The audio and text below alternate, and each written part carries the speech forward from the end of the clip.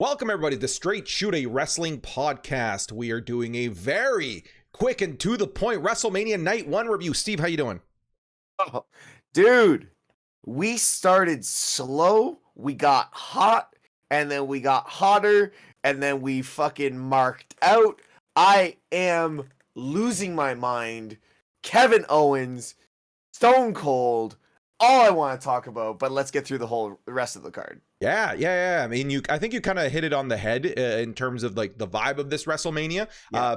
Definitely a slow crescendo. The first two matches, kind of sleepers. We'll talk a little bit about them, but it definitely kept building and building into a giant, stupendous moment that I don't think either one of us is going to forget. But we are going to run through the matches and give you folks our opinions in around 30 minutes or so. But yeah, I mean, let's, before we get into the matches, Steve, what are your thoughts on the stage?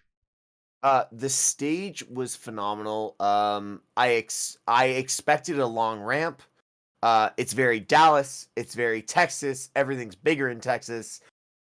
I thoroughly enjoyed the entire 2-hour build-up they had pre-card. It was new because there was nothing on the undercard or anything like that. They saved that for SmackDown, but the stage itself, the display in Texas, let's go. They did it well tonight. What about you, man? Did it give you WrestleMania vibes? Well, that's the thing. Well, the answer is yes, absolutely. And I was going to say, there was a moment when we were watching it together when I said, I'm so happy to see WrestleMania feel like WrestleMania again. We were about halfway there last year. I mean, we only had about 50% capacity at Jade Raymond Stadium in Tampa, but AT&T Stadium was packed to the brim tonight. What did they say? 78,000 people in attendance, something wild like that. Yeah. And it felt that way. It felt that way. We had the pyro, the lights, the crowd ambiance.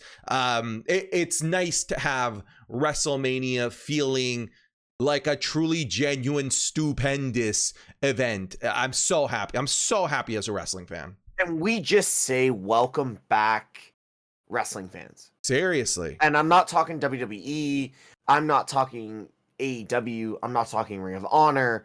I am saying welcome back, professional and sports entertainment fans. At the end of the day, it has been a long fucking time. You have gone through so much, and tonight was our coming out party.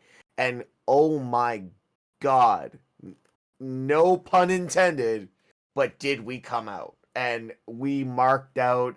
We had fun. There was lows, there was highs. Santi, let's just go. Let's just get into it. I mean, let's start at the very top of the card. Very unusual start for this WrestleMania. Normally, the formula for WrestleMania is to start off hot, right? Start off hot, absolutely. Either with a title match or with a hot feud or with a lightning quick match that is going to get the crowd rowdy. And we did not start off with that. We started with a match that honestly belonged on this SmackDown WrestleMania thing or whatever it is that they were calling it, or an undercard.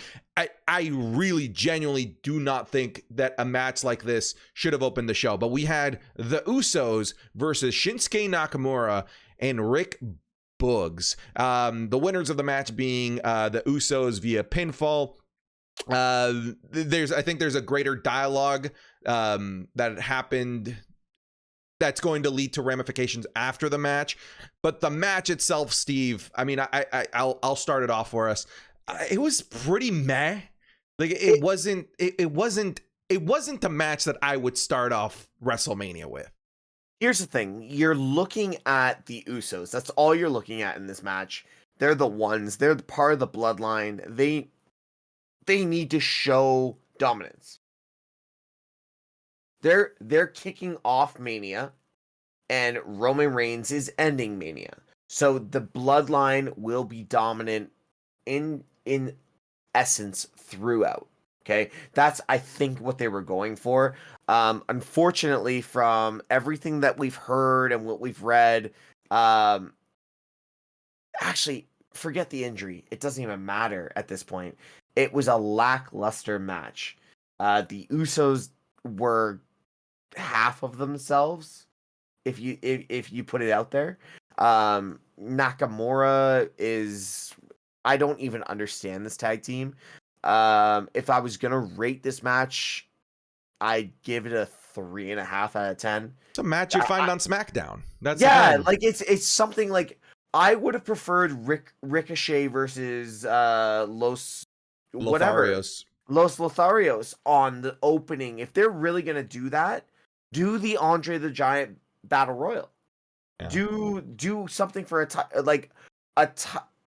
I don't know, something for the right answer was one of the women's matches, which we can talk to. The right answer was one of the women's title matches. Should have been opening the show. But yeah, I think the greater narrative beyond this is the injury to Rick Boogs that you and I both thought was a work. I thought it was a work 100%. For someone who's gone through a patella injury, truthfully, patella injury, I thought he was just dropping out.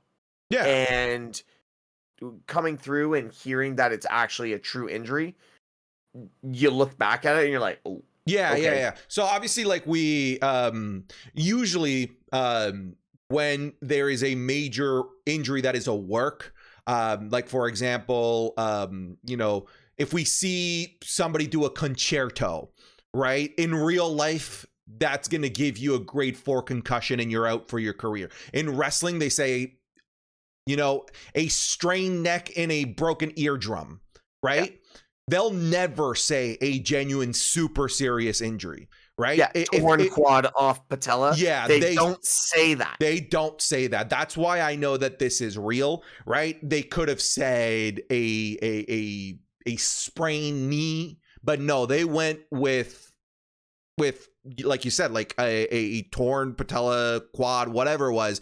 That's genuine. That's a very serious injury, and that's going to be a long road to recovery, which now leaves Nakamura potentially maybe in a better spot. We will see if maybe it brings him back into singles relevancy. Who knows? But honestly, you never want to see a worker like Rick Boogs, who, even though I'm not over with him, he still is putting in work day in, night out, and you never want to see a guy like that get injured. So that it's a shame that that's kind of the aura that WrestleMania started with, a lackluster match and a very serious injury to a superstar that's been working his ass off over the last year. Yeah, and hopefully he recovers as soon as he can and can come back and, do some good things either on SmackDown or Raw. Yeah, let's move on. So we started off slow and it stayed slow. Yeah, it felt like a tank trying to run its engine, but it was in the mud. And that's all I felt. Yeah, we moved on. Oh, sorry. Go ahead. No, and we got to this next match. Yeah, and go ahead. Yeah, our next match was Drew McIntyre versus Happy Corbin with our Andre the Giant Memorial Battle Royal 2022 winner, Madcap Moss. We had Drew McIntyre win by a pinfall in about 8.5 minutes.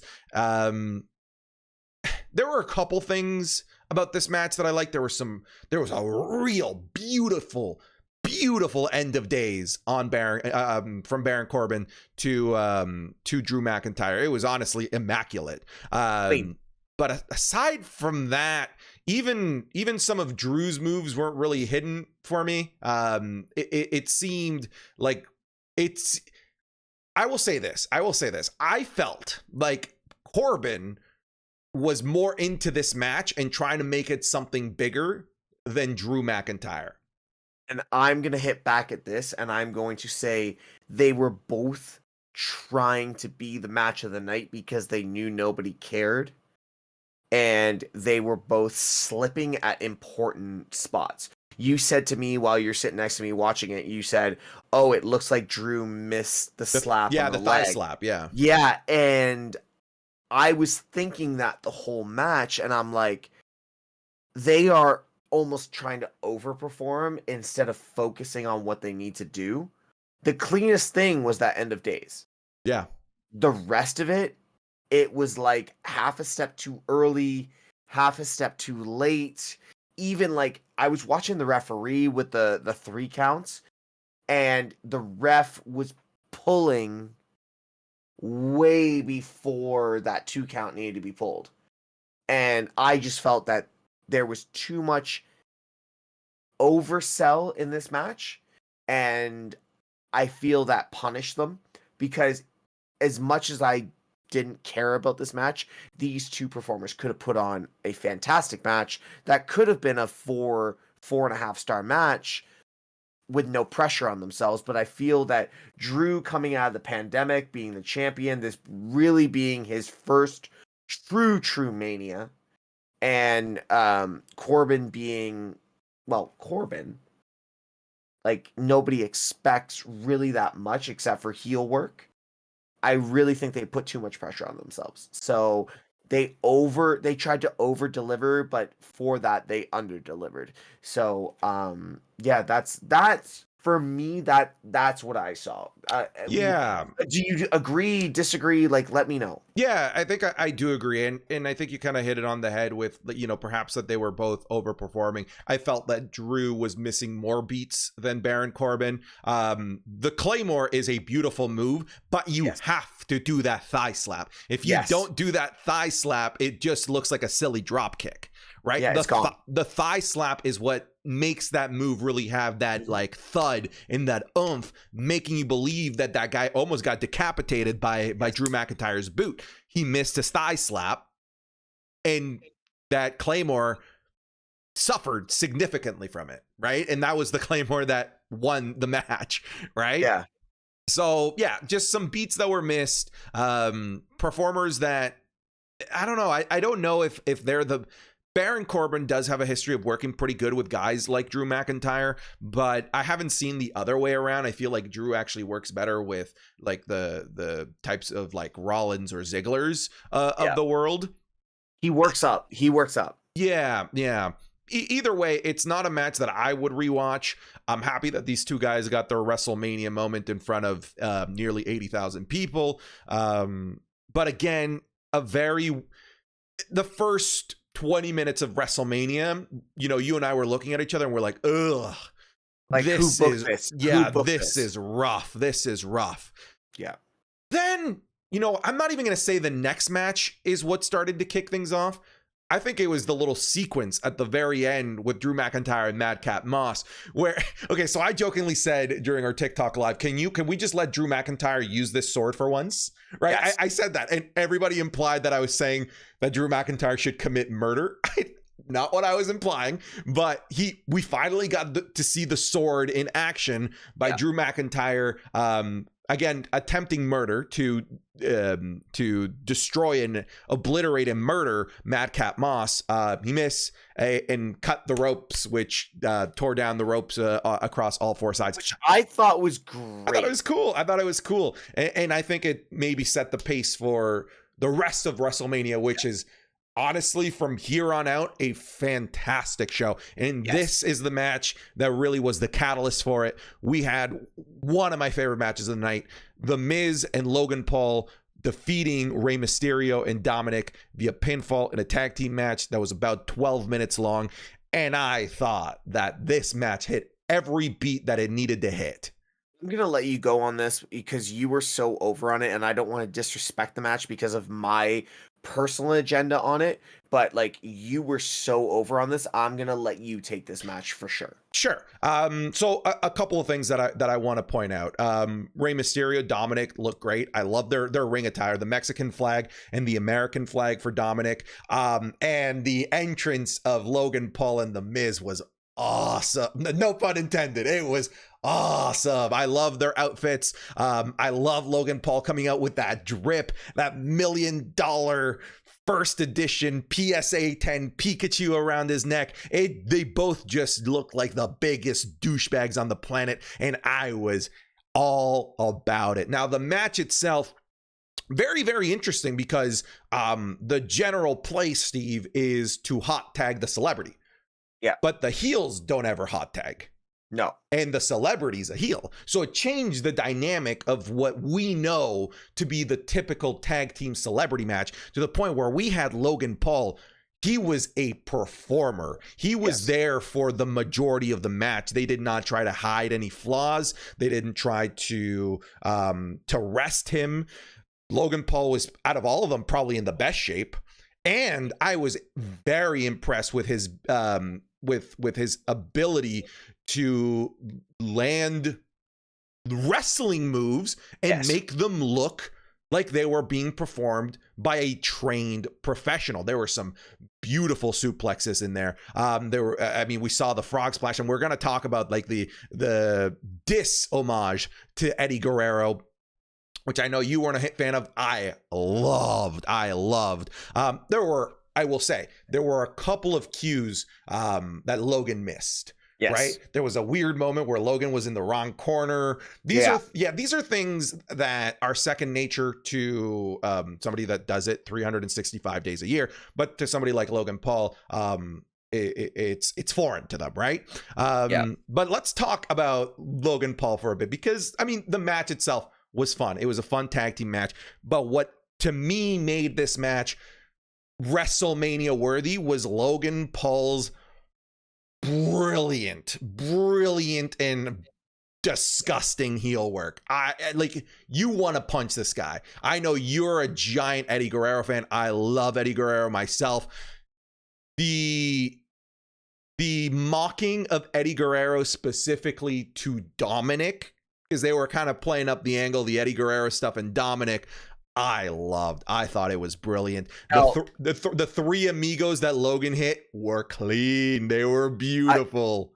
All right, I'll stop you. I'm just gonna take over. Like it's hard for me to acknowledge that Logan did so well, because of he got me on true heel work.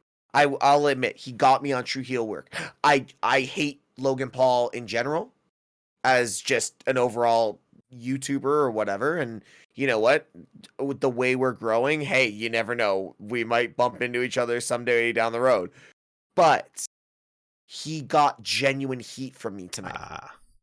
Like I will give him his kudos. He did what a sports entertainer needs to do. He developed genuine heat from me, and like it was, I think you actually still have the mark on your arm. I dug in because I was that pissed. That, like, don't disrespect Eddie. Like, for me, it's don't disrespect Eddie. Disrespect any other fallen superstar, but don't disrespect Eddie. And he got me hot tonight. Yeah. And he did his job tonight, though. I couldn't agree more. I will acknowledge that. I will give him the respect, because, you know, you take your time, you look back, as, you know, like, we're not professional, like, analysts, but we know the business. We know what we're looking at.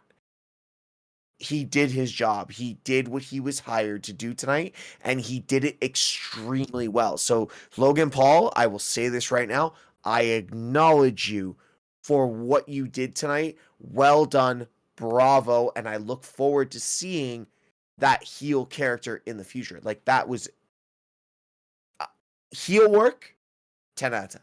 10 out of 10. And this is what they needed to do with Logan from the get-go. Remember last year's WrestleMania, he was a face, and everyone's like, what the fuck? No, this guy is a born to be heel, and we saw it. And like I was saying, his wrestling work, way better than I anticipated.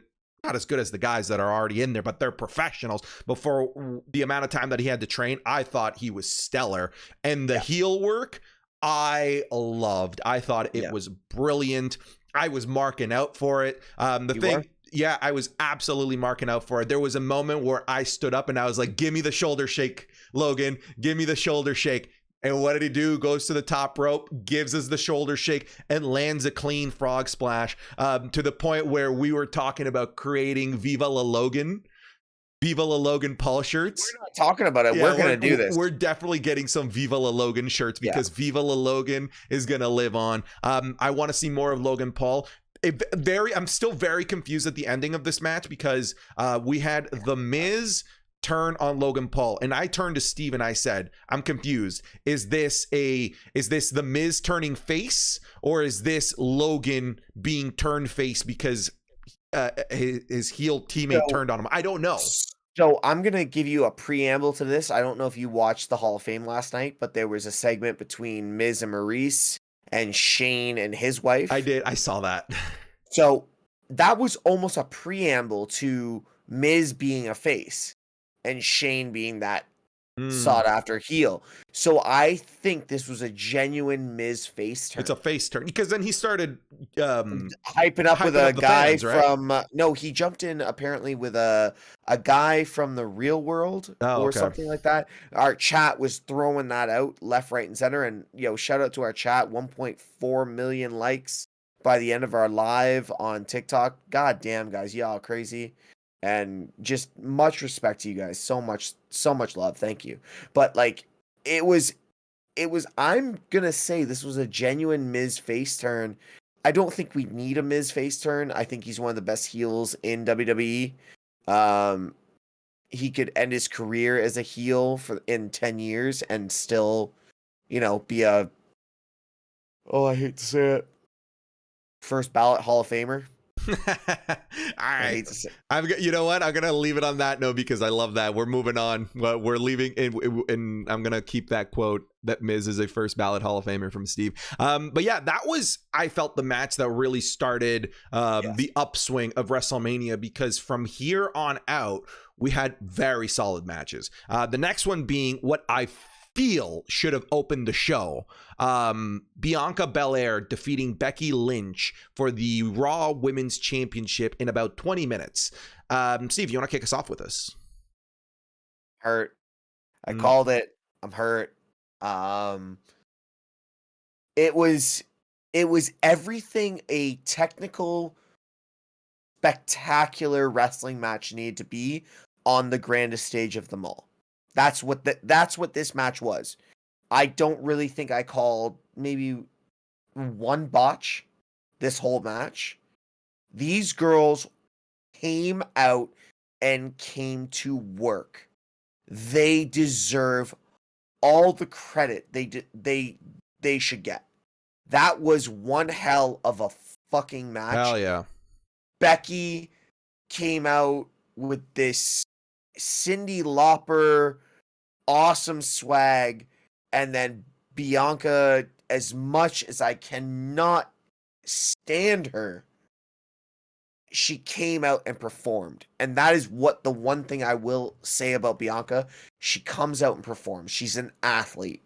She's the whole bouncing around, celebrating after, the big smiles. It's not working for me yet, but you know what? This match overall, I could say, if it wasn't for the last segment of the night, this was match of the night. So, I mean, I want to break down this match and talk about the beginning. I was very disappointed with Bianca Belair's in-ring psychology and awareness of the situation. There was a moment where this is bell rings, and then Becky is serious face staring at Bianca, and I know what Becky's trying to do. She's trying to recreate The Rock and Hogan, right? Yep. She's trying to recreate the stare down, them looking around, and the audience doing the talking for them. And that's what they initially started doing, right? Becky's doing the look around and the fans are going crazy. And then it pans over to Bianca Belair and she's smiling, all happy. Like, read the fucking room and the moment. That was your opportunity to soak it in. Yeah. That was not for you to play up your character. That was for you to let the fans put you over, right? There's a famous quote from Chris Jericho. If the fans are cheering, you shut up. You shut up and let it go. You shut up and you don't take away from them, right? And Bianca smiling, laughing. I really genuinely believe that it took away from a moment that could have been really, really special. That stare down. It could have been one of the greatest women's moments of all time. The way think about it. The fans either want Bianca over or they don't. It has nothing to do with Becky. Becky's over. Yeah, Becky's is concrete. As a heel, Becky is concrete over. Yeah. Simple as that. People are still going to cheer Becky when her fucking music hits. End of the day, though, Bianca is still that 50-50. And she could have solidified herself tonight without showing her teeth. That's all she had to do. Don't fucking smile. Mm-hmm. I'm 100% with you. When the fans are doing the talking, you shut up and you let them do the talking for you. They're putting you over. They're putting you over. And like I said, I felt like that she was trying to steal the moment that was meant for the fans. That was the fans giving it to them. Yep. Right? Anyways, the match itself, phenomenal. It was a fantastic match. There was a moment where I became like a nerdy wrestling fan where, you know, the referee properly counted 3, or was that the Ronda match? I can't remember now. The 3 count. There was a 3 count that was legs on the rope. That was this match. Was this match? Yeah. There was a moment where there was a referee. He counted the 3, and then after the 3 count said their legs was on the rope, and I become the nerdy wrestling fan. Actually, you counted to 3. You should be ringing the bell. Blah blah blah blah. Anyways, no, we got VAR. We got VAR in this. The match was a tremendous amount of fun. There was a beautiful 450 splash from the second rope from Bianca Belair. So hard, so difficult to do. This was not top rope. She had literally about 2 feet less room to be able to land this from the second turnbuckle than the top. But the match was fantastic. Becky Lynch is a certified G and a bona fide, I forgot the term that the a bona fide stud. Yeah, she's so good. I want to see more of this. She's gonna get her title back. Simple as that. I just want Bianca to understand, to learn to read the room. It could have been a much more special moment, and it wasn't, unfortunately. But the match itself, if you haven't had a chance to watch it, fantastic in ring work. Loved it. Before we go too far, I just want to say one more thing. I need to ask you something. I've been waiting to do it for a while. Do you think if Bianca went down to NXT kind of like Mandy Rose did and had another 6 to 8 months of developmental, do you think she could come back and have all this understanding? Too late now. Because I think it's too late, but she needs it. Yeah, God, she needs it. Yeah, it's too late. There's too much invested in her at this moment. They can't do that with her. They can't afford to do that. It's too late. That ship has sailed. But would she have benefited from it? Absolutely. But yeah, that ship has sailed. Yeah, let's move on. Like I said, a fantastic match. And then we go on to another excellent match. Actually, the longest match on the card here, Steve. We had Seth freaking Rollins versus our not so mystery opponent, Cody, the American Nightmare Rhodes, with Cody winning by a pinfall. I mean, let's hear your thoughts. I mean, I see you kind of shaking your head. I know that this is a bit of a mixed bag. We both thought that the match was very good, but the surprise wasn't so much. What do you think? This was the build of Mania next to Roman Brock, pretty much. This is who's the mystery superstar. Blah, blah, blah, blah, blah. Kayfabe's dead. It was ruined by the internet. Stop trying to make kayfabe relevant. You can't hide shit. There's too many leaks in the back room. Stop trying to make big things a surprise. The last surprise with was the Hardy Boys. If it's going to be Cody, do a 4-week build to it being Cody. Yeah. Stop with the bullshit trying to make us think it's going to be someone else. We knew it wasn't. Even the crowd, the music hit, and they're like, they even tried to make it look like Bray. That's what pissed me off the most. They tried to make it look like Bray Wyatt. All right, let's talk about the match itself. I'm with you. The surprise, I was like, yay. Worst kept secret on the planet. You know, you and I, we were adamant that it wasn't going to be Cody Rhodes, that it was going to be John Cena. I think it would have been a better surprise for the audience had it been John Cena and Cody Rhodes was saved for the night after WrestleMania. The problem that I mentioned, because this match is great, like technically, Yes. it's a great match. But at one point I turned to you and I said, it's hard for me to care because there's no feud between these two. Exactly. Right? There's no feud. It is two pro wrestlers at this point. And just remember, we're not watching AEW. We are watching sports entertainment. Yeah. What we expect from sports entertainment and WrestleMania is a story. Yeah. And WrestleMania is the season finale. Yes, right? exactly. WrestleMania is the season finale. It's the culmination of, for what it's worth, even though I didn't enjoy the match, fantastic build between Drew and Happy Corbin. It's like 6 weeks more of build up to this match. We didn't have the build was the mystery. Right? The build was the mystery. The build wasn't a feud or a reason for these two to be in the ring and for me to care that they're together in the ring outside of the fact that they're great technical wrestlers. Did you watch the last episode of The Sopranos, Santi? Yes. That is exactly how I felt about this match. Like, okay. Yeah. I mean, let's put the, I guess, entertainment side of it aside, and let's talk professional wrestling. 4.5 star match. Brilliant match. There was some the one thing that both Cody and Rollins are really, really good at aside from being world-class professional wrestlers. Both of them are excellent at telling in-ring stories, right? They're both masters of in-ring psychology and getting us to care about the things that they are doing in the ring.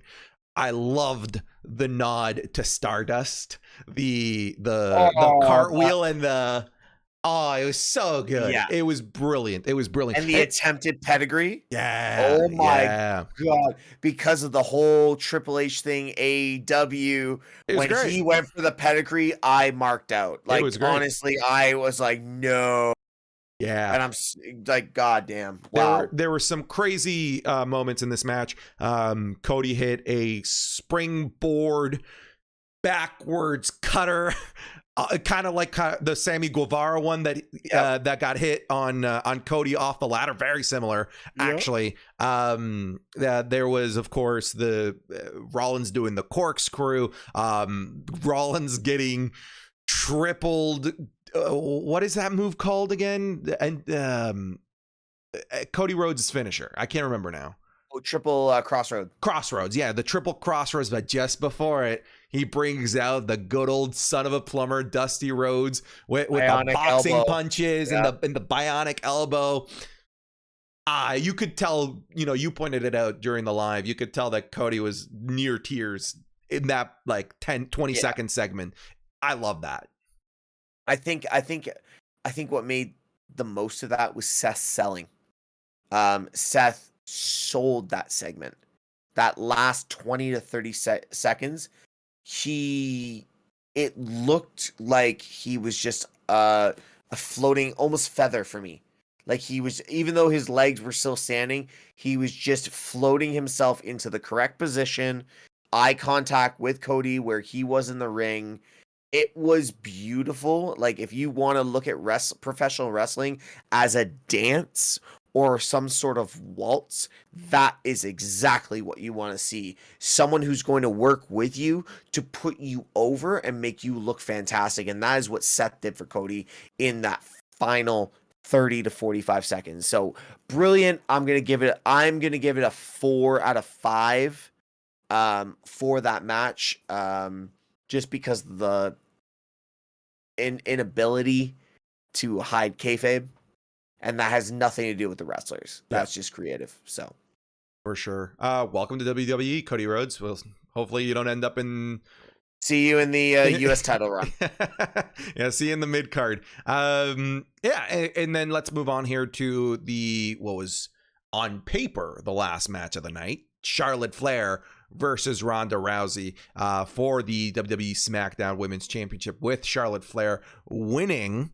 It's tough to say whether it's clean or not. Technically not, because she lost, but she didn't technically cheat either. Let's talk about this match.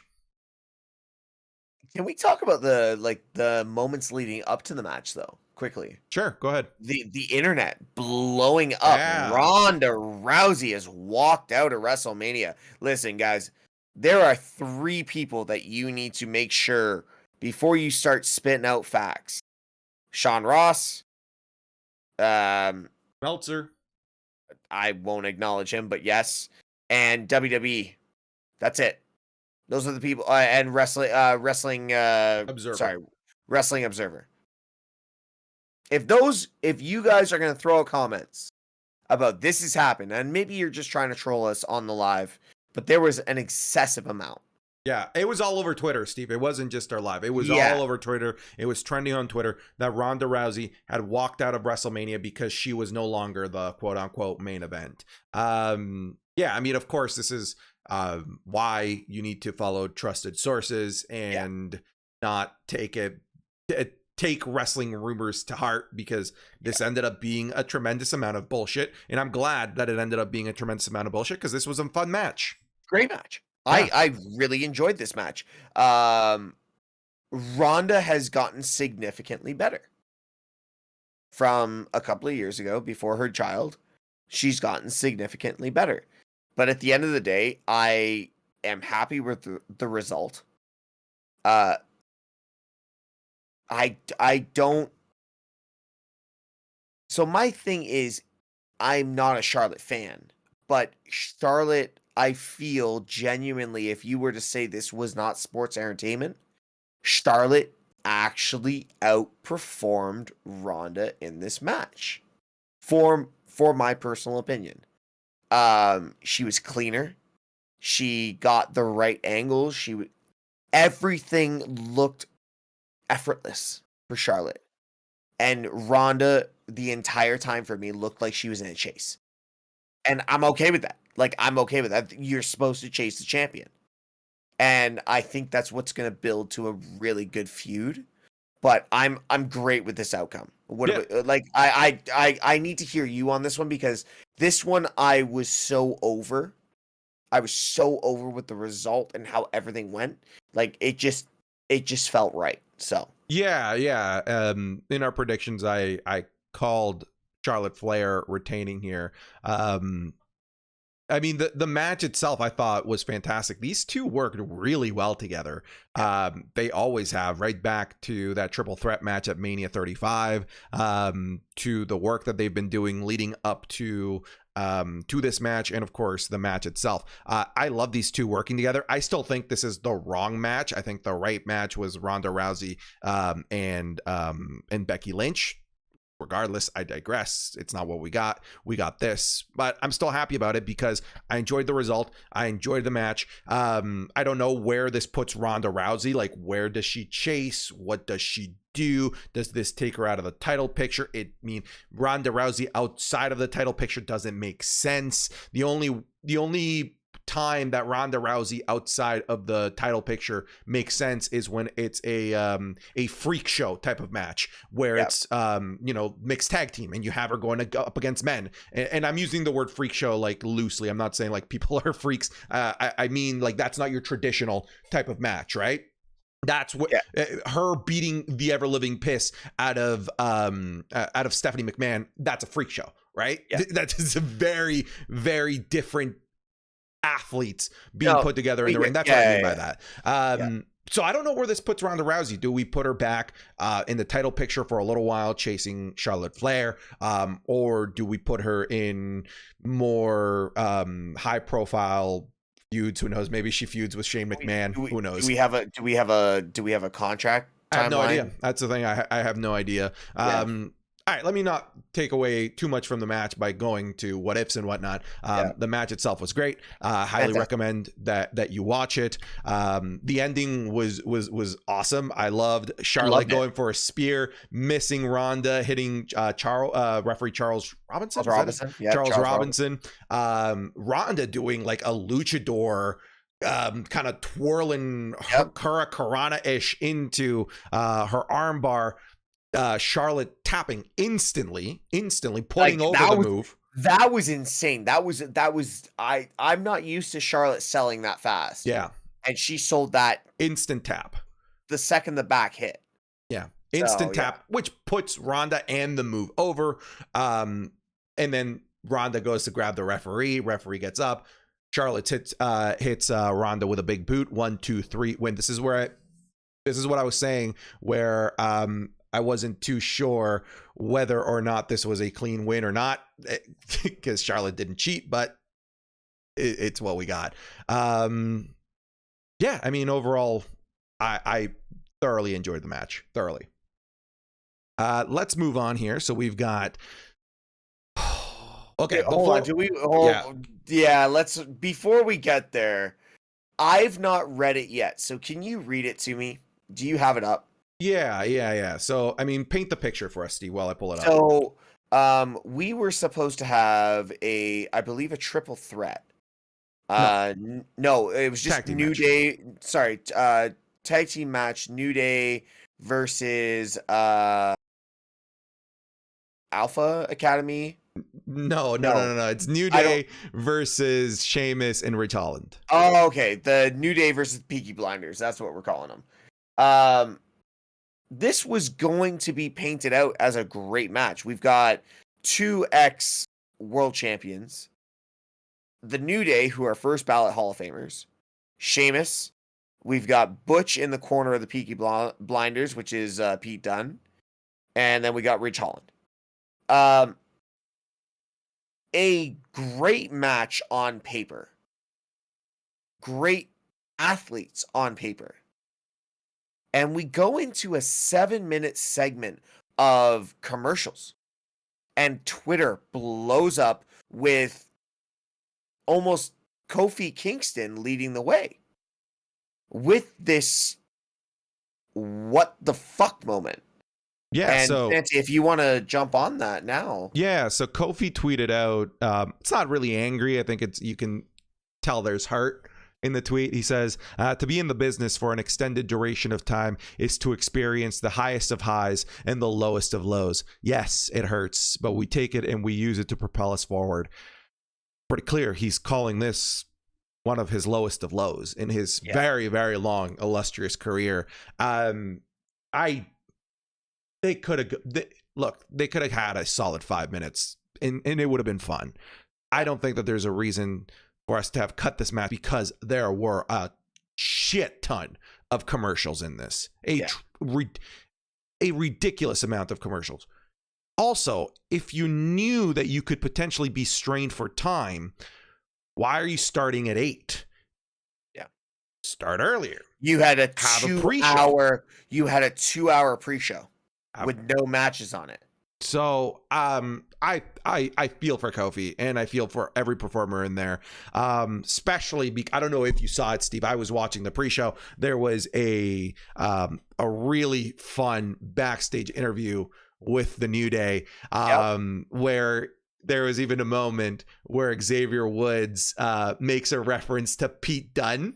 Making the face and everything. He says they're gonna be done, and then he does that. And it was setting up for it to be a fun match. And for it to be cut. I just want to I don't know, you don't have the English background that I do, but they also reference to EastEnders rejects.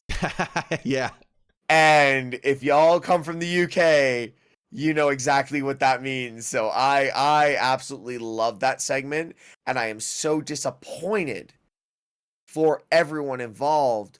And now, Santi, I need to ask you, we have another 2-hour pre-show tomorrow. Is it just an extension to that slap in the face if they get put on that pre-show? Yes, the right move, Steve, and I feel bad for this. The right move is to move the women's tag team match to the pre-show, and you give this spot to the New Day. Open the show. Yes, you have to. I don't like the idea of bumping anybody, but there is no interest at all whatsoever for this women's tag team title match. Granted, there wasn't a lot of hype for this New Day match either, but now there is. But now people want it, and people are pissed. Here's the thing: you have 3 ex-women female world champions on there. Sasha Banks being one of them. You are not putting Sasha Banks on a pre-show. Simple as that. You're You- not putting Sasha. No, you can't. I think you can when you're in this garbage of a throwaway match. Being that Sasha Banks is a marquee staple in Hollywood right now as well, you can't. Finn Balor is a marquee talent, and he was not even on anything tonight, right? Anything is possible when it comes to giving time for advertisers. And I think that's what we learned today, that ultimately WWE, which they should because they're a publicly traded company, they're going to prioritize advertisers and the money before the feelings of their talent. And that's just a harsh reality. But I digress. I'm seeing them on the card for tomorrow. Hopefully they get their moment. But hell, we got a moment to talk about. We have Stone Cold Steve Austin defeating Kevin Owens via pinfall in a no-holds-barred match in 14 minutes. Could you, Steve, before I hand it over to you, because I want you to lead the conversation here, were you expecting Stone Cold Steve Austin to get a 14-minute match at WrestleMania, making this the third or fourth longest match on the card? I'll give you a second. I'm emotional about this match, Santi, because like as a kid, like I grew up with him. I did expect them to do a lot. I did not expect Austin to come out and do what he did. I did not expect the bumps that he'd take. God, Kevin Owens did so well. And I want to give a lot of credit to Kevin Owens on this because he built a feud by himself, you know? But fuck, man, I got taken back to my childhood and I loved every fucking second of it. And WWE, thank you for this because I actually can't talk about this. Like, I'll talk about it. Yeah, so we had Kevin Owens cut a brilliant heel promo before we even hear the glass shatter. Of course, still mocking the great state of Texas. And halfway through the promo, we hear the glass shatter. Stone Cold comes out, destroys the Kevin Owens set. Classic Stone Cold, son of a gun. Actually, he goes back, gets his ATV, then comes out, and then destroys the set. And then we're hit with what was meant to be a swerve, but we were all just like fingers crossed that this is the swerve, with Kevin Owens saying that I tricked you. I brought you out here to challenge you to a no-holds-barred match. And you know what then Kevin Owens does? He says, you had your last match 19 years ago. And your knees were shot then. Your back was shot then. Your neck was shot then. And I bet that they are still shot and probably worse. So he says, I know that you're not going to say yes. So if you're not going to say yes, get the hell out of my ring. He says to the rattlesnake, Stone Cold Steve Austin, which then led, of course, to Stone Cold agreeing. And it led to such a fun match with over 40 beers we counted. This was everything and more than it needed to be. This could have been a 5 minute. 5 minutes. This is what we talked about 3 weeks ago. This could have been a 5-minute squash match of Kevin Owens, and it was going to be match of the night. We always knew this was going to be the segment of the night. But god damn, did he not look like he missed a beat. This was Austin from 19 years ago. He might have had a slower step, but his mind of performing to the crowd, that the little nuances that you see from every professional wrestler, Austin has always done it the best, and he still had it. That little key reaction, the little like over the shoulder look, like the little pause before I'm about to throw him back in the ring. He had it all, like he had never stopped. And it was like I said, Santi, like that's my childhood. Fuck being a podcast right now. I'm a fan, and I marked the fuck out and give me more Austin or give me performers like this. You and I said to each other, you and I will not see this in our lifetime again. We will not. I won't see this in my child's lifetime. There is no one as good in this business like Stone Cold Steve Austin. Fuck, I'll call him Steve Williams at this point. No one will touch what we saw tonight, what we saw in the Attitude Era, and probably in the next 15 years. He has it all, and the fact that he took a fucking suplex on the concrete. Like, oh my God, are you crazy? One of the reasons, Steve, that I was grinning from ear to ear is this could have been a 5-minute squash of kind of like Taker versus Cena, right? This could have been a very quick squash, and we would have been happy about it, right? We would have taken it, and we would have been happy. Fans could have been sent home. What I'm trying to say is that they could have sent us home happy with the bare minimum. Yeah. And they gave us everything. And they gave us everything. Stone Cold Steve Austin has nothing to prove, and he went out there as if he had something to prove, right? The stuff that he was doing, the things on the concrete. You know, here's the thing too, right? Driving an ATV like Stone Cold does, incredibly dangerous, right? Yeah. He could quickly become a meme in the age of the internet if he crashes that thing. That man could have yeeted himself into the fucking 8th row and it would have been great. Right? And even the confidence of him coming out in the ATV, doing the tricks on the ATV, coming out, doing genuine moves aside from it just being a stunner fest, taking serious bumps for the fans. He didn't need to do any of this, and yet he did. And I feel so grateful for Stone Cold Steve Austin doing this when he absolutely did not need to. Stone Cold walked out against fucking, what was it called? The what was that faction called with Barrett and Rusev and all them? Oh, League of Nations.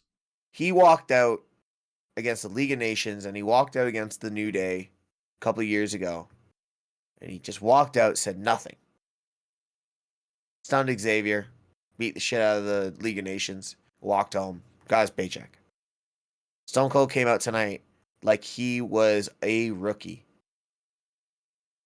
and put on an arguably 5-star match against a guy who has nothing to prove.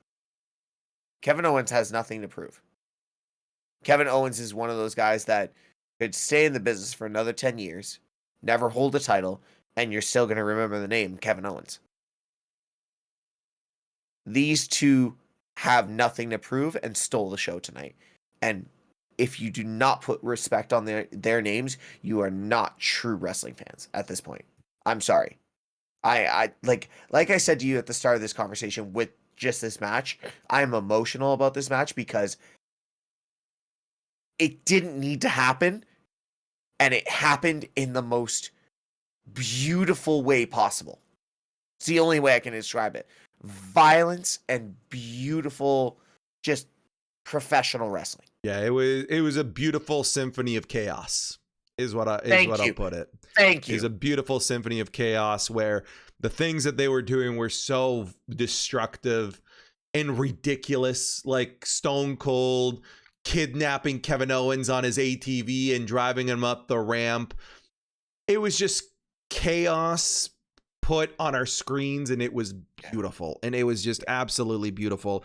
And you know, there were better technical matches on this card. Of course there was. No one expected Stone Cold Steve Austin to go out there and perform like a 30-year-old. He sure as hell tried, and he didn't need to. Succeeded, yeah, right. And it's just one of those things that he just did not need to do, and he did it, and it felt like I'm sure the paycheck was pretty good, but it felt like a genuine gift from Stone Cold to us, right? Yeah.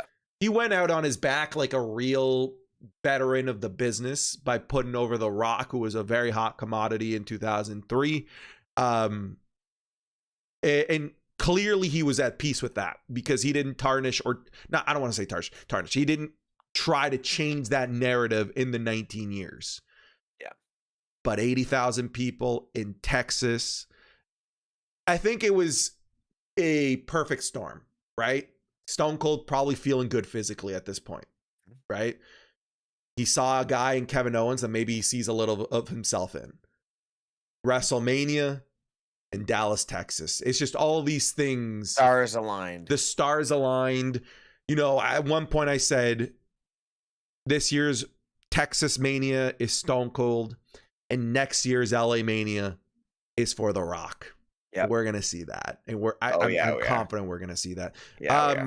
Overall, I mean, I love this. This isn't just a match. This was a spectacle. The Stone Cold match. This is a wonderful spectacle, and I'm going to remember this for a very long time. Last thing before we get off this match and end it. How fucking drunk was he by the end of it? Dude, there was a moment where like Stone Cold, one eye is going to the right, one eye is going to the left, and you don't know where he wants to go. There was a moment I turned to Steve, I'm like, this man is drunk as fuck. What were we at? 40 beers? I think I said a plus minus of 12, and we went to like 40. I was like, oh my God. Yeah. This guy's done. The man was sloshed. Fuck, it was honestly, Santi, this was what a night one. Yeah. What a night one of a two night stupendous spectacle. I can't say at the start I thought I was gonna be disappointed, but goddamn, did we actually get a night? Yeah. We got a night. I'm looking forward to tomorrow night. I want to say thank you to everyone again. I know this is you normally closing the show, but I'm going to say it first. I want to say thank you to everybody on the TikTok who came out and showed support and love. Everyone on the YouTube who followed and commented. I see you guys. I'm looking at it right here. I'm going to get back to you all in the comments before the end of the night. I cannot wait to see everyone tomorrow night. Santi, I can't wait to see you tomorrow night. We're in for, I think, something special. And night 2 looks better. Night 2 looks incredible. So thank you once again, everybody, so much. Oh my God. I, as a professional wrestling fan, am just over the moon and can't wait to see what tomorrow holds. Hell yeah. All right, Steve, where can people find you? You guys can find me on twitch.tv/Mr. Tesh. And let's just make it simple. Everybody go follow the Twitter, StraightShoot PC. It's in our profile in the link. Go follow that, and it's your last chance to get in for the StraightShoot US replica title. Giving it away tomorrow night. You guys did it justice tonight. You guys got one more little step to go, and we might give away 2 tomorrow night, Santi. Oh, yeah. Santi, where can they find you, my dude? They can find me over at twitch.tv/SantiZap, and of course over on StraightShoot at StraightShoot, the StraightShoot TikTok. That's it. Just go over to the StraightShoot TikTok if you want to watch our reactions live. Yeah, we'll be there live streaming all of our WrestleMania reactions. But friends, thank you very much for watching. This was our night 1 review of WrestleMania, and we'll see you for night 2. Cheers.